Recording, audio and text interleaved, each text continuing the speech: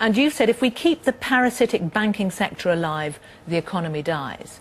Under your model, these parasitic banks, as you call them, would die? No.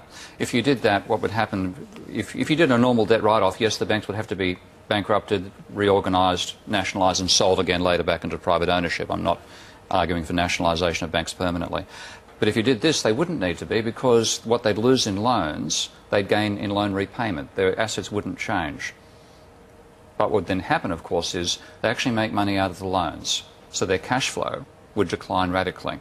So you'd probably still have organisations which would be financially challenged by that. Their cash flows would drop drastically.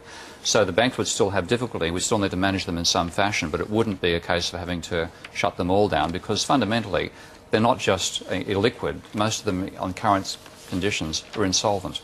So, but if you are effectively ensuring their survival this way, what do you mean when you say we need to kill off these parasites?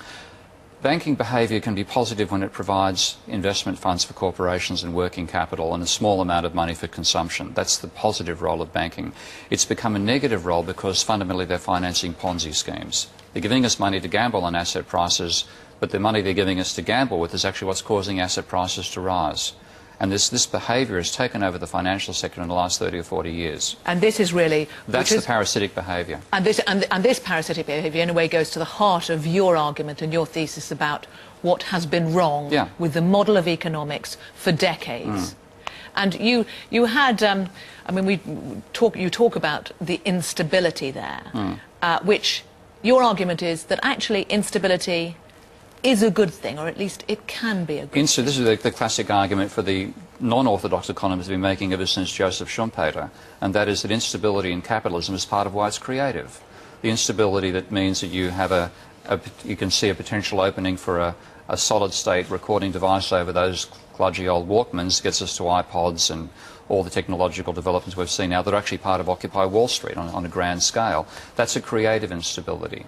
Now, that also has over the top of it the possibility of financial instability, which is the dangerous ones. So I'm trying to promote what I see as the creative instabilities and reduce the destructive instabilities of capitalism. And your argument about the way capitalism has worked is that it unchained Frankenstein's monsters, which is this financial instability, the way you refer to it. If you look at Robert Harris's book, he starts with a quote from Frankenstein in the Fear Index. So yes, there is a way in which banking, the danger in the system is that banks make money by creating debt.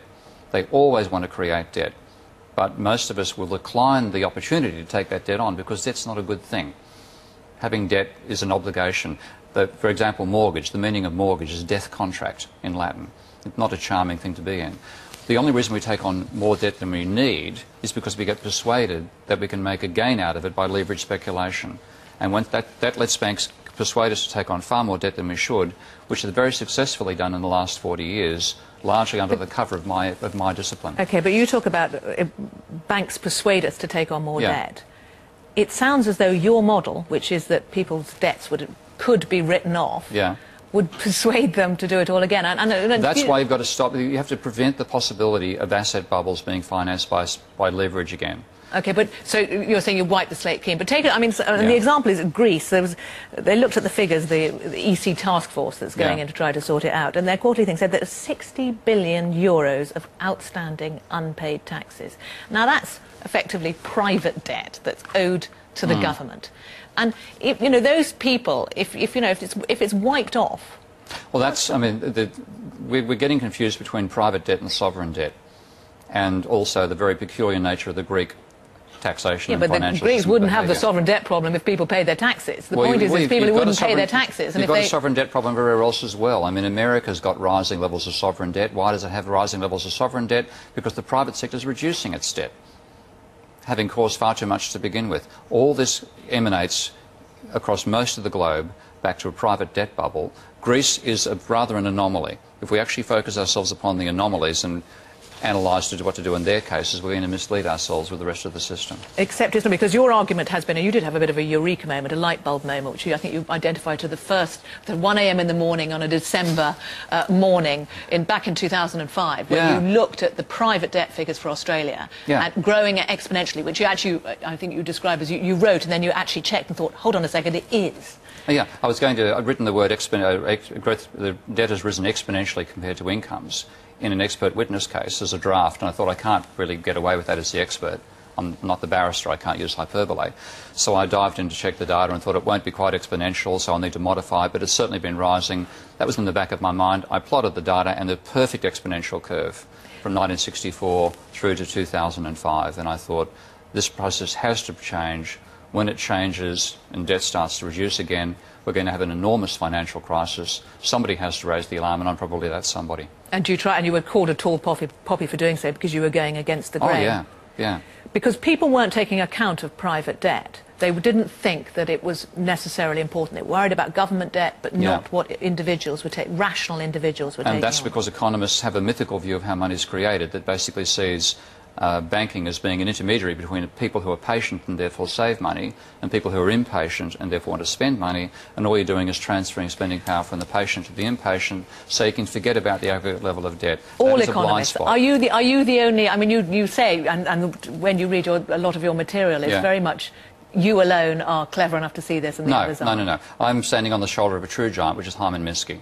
And there's many other non-orthodox economists around the world who have also been influenced by Minsky and have not been listened to. I've just got the loudest mouth. But certainly I'm not the only one.